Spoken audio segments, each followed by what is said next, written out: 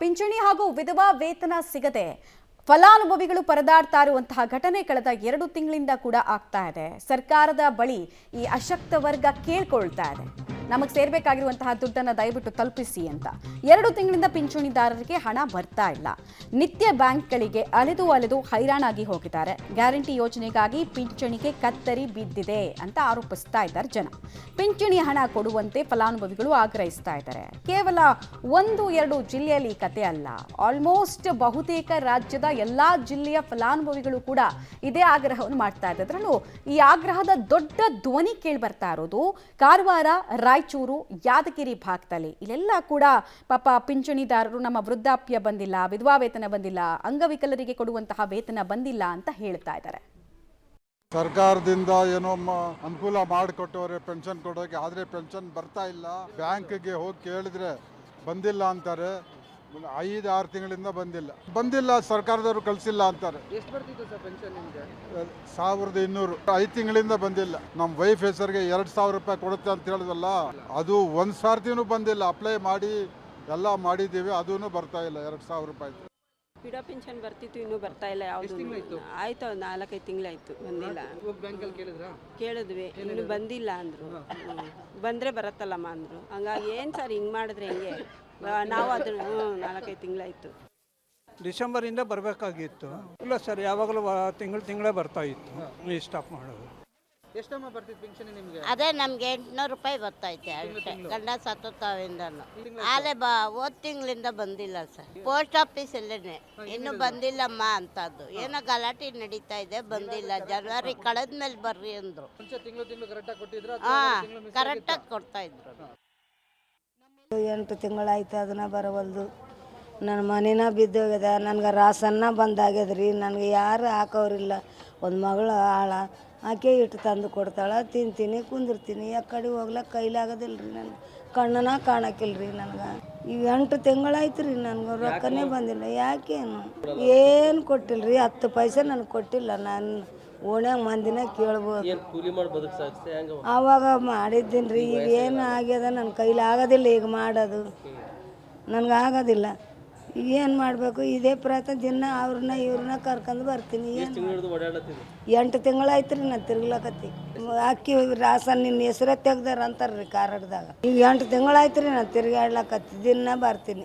ಏನು ಮಾಡಲಿ? ಯಾರ ನಿನ್ನ ನಮ್ಗೆ ರಾಸನ್ ಕಾರ್ಡದು ರೊಕ್ಕ ಬಿದ್ದಿಲ್ಲ. 800 ರೂಪಾಯಿ ಬಿದ್ದಿಲ್ಲ. 8 ತಿಂಗಳಾಯ್ತು ಬಿದ್ದಿಲ್ಲ. ಅದೇ ಕಷ್ಟ ಆಗ್ಯದ ನೋಡ್ರಿ. ಒಟ್ಟಿ ತಿಂತೀವ್ರಿ, ನಮ್ಗೆ ಯಾರಿಲ್ಲ. ಅದರಲ್ಲಿಂದೇ ಊಟ ಮಾಡೋದು. ಅದೇ ಬಂದಾದ್ಮೇಲೆ ನಾವು ಏನು ತಿನ್ಬೇಕು? ಅದು ಎದಕ್ಕನ ಆಧಾರ ಆತಿತ್ತು, ರಾಸನ್ಕ ಆತಿತ್ತು. ಯಾವುದಿಲ್ಲಾರ್ದಂಗೆ ಆಗ್ಯದ. ಅದಕ್ಕೆ ಇಲ್ಲೇ ತಿರ್ಗ್ಲಕ್ಕೈತಿ. 3 ದಿನ ಆಯ್ತು ಬಿದ್ದಾವ. 8 ತಿಂಗಳಾಯ್ತು ಬಿದ್ದಾವ ಅಂತ ಇವ್ರು ಹೇಳ್ತಾರೆ. ಅಲ್ಲಿ ಊರಾಗ ಚೆಕ್ ಪೋಸ್ಟ್ ಬಿದ್ದಾವ ಅಂತಾರೆ. ಚೆಕ್ ಪೋಸ್ಟ್ ಬಿದ್ದಾವ ಅಂದ್ರೆ ಅಲ್ಲಿ ಇಲ್ಲ ಅಂತ. 2 ತಿಂಗಳಿಂದ ನಮ್ಮ ರೊಕ್ಕ ಬಂದಿಲ್ಲ. ಏನು ಪಿಂಚಣಿ ಬಂದಿಲ್ಲ. ಈಗ ನಮ್ಗೆ BP ಶುಗರ್ ಅದ. ನಮ್ಮ ದುಡ್ಕೊಂಡು ತಿನ್ನೋದಾಗವಲ್ದು. ಏನಮ್ಮ ತಿಂಗಳ ಹಾಕ್ಬೇಕು ನೀವು. ನಾವು ದುಡ್ಕೊಂಡು ತಿನ್ನೋದು ಸತ್ತ ಆಗವಲ್ದು. ಏನಮ್ಮ ಹೆಂಗನ ಮಾಡಿ ತಿಂಗಳ ಬರೋಕೆ ಪ್ಲೇ ಮಾಡಿರಿ. ಮೊದಲೆಲ್ಲ ಕರೆಕ್ಟ್ ಬಂದು 2 ತಿಂಗಳಿಂದ ಬಂದಿಲ್ಲ. ಹೇಳ್ತೀವಿ ಮತ್ತೆ ಚೆಕ್ ಮಾಡಿಸ್ಬೇಕು ಹಂಗೆ ಹಿಂಗೆ ಅಂತ. ಅಲ್ಲಿ ನಾವು ಗಂಡು ಮಕ್ಕಳು ಇಲ್ಲ ಅಣ್ಣ. ನನಗೆ ಎಲ್ಲಿ ಅಂತ ಹೋಗಲ್ಲ. ನಾನು ನಮ್ಗೆ ರೊಕ್ಕ ಇದೆ, ಅಲ್ಕೊಲ್ಲ. ನಾನು ದುಡ್ಕೊಂಡು ತಿನ್ನೋದು ಆಗವಲ್ದು, ಏನಾಗವಲ್ದು. ಏನಮ್ಮ ಸ್ವಲ್ಪ ನೋಡ್ರಮ್ಮ, ಕೊಂಟಾರಿ ನಾವು ಬಡವರು. ನೀವೇ ಶಾಂತಿ ಮಾಡ್ಬೇಕು ನಮ್ಗೆ. ನಂದು 2 ತಿಂಗಳಿಂದ ಬಂದಿಲ್ಲ. 1200 ಬರ್ತಿತ್ತು. ಈಗ 2 ತಿಂಗಳಿಂದ ಪಿಂಚಣಿ ಬಂದಿಲ್ಲ ಸರ್. ಯಾಕೆ ಬಂದಿಲ್ಲ ಏನು ಗೊತ್ತಿಲ್ಲ. ಕೇಳ್ತೀವಿ, ಬರ್ತದೆ ಅಂತಾರೆ. 20 ತಾರೀಕು ಬರ್ತದೆ ಅಂತ, 10 ತಾರೀಕು ಬರುವಲ್ದು. ನನಗೆ 1200 ಬರ್ತಿತ್ತು. ನನ್ನ ಮಗನಿಗೆ 2400 ಬರ್ತಿತ್ತು. ಅವು ಬಂದೇ ಇಲ್ಲ. ಅಧಿಕಾರಿಗಳು ಕೇಳಿದ್ರೆ ಬರ್ತದೆ ಅಂತಾರೆ. ಹೋಗ ಅಂತಾರೆ, ಡಬಲ್ ಅದ ಅಂತಾರೆ, ಏನೇನ ಅಂತಾವು. ಮಾಡೋದಿಲ್ಲಪ್ಪ ಎಲ್ಲ ಕೆಲಸ. ಹಿಂಗಾಗಿ ಬಿಟ್ಟದು. ಗೌರ್ಮೆಂಟ್ ಲಾಫರ್ವೇ ಅದ. ಗೌರ್ಮೆಂಟ್ ಆಫೀಸರ್ ಲಾಫರ್ವೇ ಯಾರು ಕೆಲಸ ಮಾಡೋಲ್ಲ, ಬರುವಲ್ದು. ಬರೀ ತಹಸೀಲ್ ಆಫೀಸ್ಗೆ ಹೋಗ್ತೀವಿ, ನಾಳೆ ಬರ್ತದ, 8 ದಿವ್ಸ ಮೇಲೆ ಬರ್ತದ, 1 ತಿಂಗಳ ಮೇಲೆ ಬರ್ತದ. ಬಜೆಟ್ ಇಲ್ಲ, ಬಜೆಟ್ ಬಂದ ಮೇಲೆ ಬರ್ತದ. ಮುಂದಿನ ತಿಂಗಳು ಬರ್ರಿ ಅಂತಾರೆ. ಮತ್ತು ತಹಸೀಲ್ ಆಫೀಸ್ಗೆ ಹೋದರೆ ಇನ್ನು 15 ದಿವ್ಸ ಮೇಲೆ ಬರ್ತದ. ನಾನು ಬರ್ಕೊಡ್ತೀನಿ, ಬ್ಯಾಂಕಿಗೆ ಹೋಗ್ರಿ ಅಂತಾರೆ. ಬರೆದು ಕೊಡುವ ಚೀಟಿ ತೊಗೊಂಡು ಬ್ಯಾಂಕಿಗೆ ಹೋದರೆ ಬ್ಯಾಂಕ್ನವ್ರು ಇಲ್ಲ ನಂಬಲ್ಲಿ ಬಂದಿಲ್ಲ, ಇನ್ನು ತಹಸೀಲ್ ಆಫೀಸ್ಗೆ ಹೋಗ್ರಿ ಅಂತಾರೆ. ಬರೀ 3 ತಿಂಗಳಿಂದ ಹಿಂಗೆ ತಿರುಗಾಡಕತ್ತ. ಬಜೆಟ್ ಬಂದಿಲ್ಲ ಅಂತ ಹೇಳ್ತಾರೆ ಸರ್. ಬಂದ ಮೇಲೆ ಕಳಿಸ್ತೀವಿ ಹೋಗ್ರಿ. ದುಡ್ಡು ಎಲ್ಲ ಹೋಗಂಗಿಲ್ಲ. ಇದ್ರ ಫೋನ್ ಮೇಲೆ ಮೆಸೇಜ್ ಬರ್ತದೆ ಅಂತಾರೆ. ಮೆಸೇಜ್ನೂ ಇಲ್ಲ, ರೊಕ್ಕನೂ ಇಲ್ಲ, ದುಡ್ಡು. ಬರೀ ಇದೇ ಆಗ್ಯದ ನೋಡಿ ಸರ್. 3 ತಿಂಗಳಿಂದ ಬರೀ ತಿರುಗಾಡ್ದೇ ಆಗ್ಯದ, ಬಂದೇ ಇಲ್ಲ. 2 ತಿಂಗಳಾಯ್ತು ಇನ್ನೂ ರೊಕ್ಕ ಬರಲೇ ಇಲ್ಲ. ನನಗೆ ಔಷಧ ಮತ್ತೆ ಇದು ಮಾಡ್ಲಿಕ್ಕೆ ರೊಕ್ಕನೇ ಇಲ್ಲ. ಅದಕ್ಕೆ ಬೇಜಾರಾಗ್ತದೆ. ಕಾಲು ಬೇರು ಎಲ್ಲ ನೋವ್ತದೆ. 2 ತಿಂಗಳದು ಬರಬೇಕು. 1,200. 2 ತಿಂಗಳಾಯ್ತು ಸರ್ ಬಂದಿಲ್ಲ. ಅಕ್ಕಿ ರೊಕ್ಕಗನ ಬಂದಿಲ್ಲ. 4 ತಿಂಗಳಾಯ್ತು. ಏನು ಬರ್ತಾವ ಅಂತ ನಾವು ಸುಮ್ಮನೆ ಇದ್ದೀವಿ. ನಮ್ಗೇನು ಗೊತ್ತಾ ಎಷ್ಟು 1200 ಬರ್ತಾವ್ರಿ. 2 ತಿಂಗಳಾಯ್ತು ಬಂದಿಲ್ಲ. ಕಷ್ಟ ಆಗ್ತದ ಮತ್ತೆ. ಜೋಪಡ ಹಾಕೊಂಡಿದ್ದೀವಿ ಅಡಿವಾಗ. ಏನಿಲ್ಲ ನಮ್ಗೆ. ಏನು ಮಾಡ್ತಾ ಇಲ್ಲ.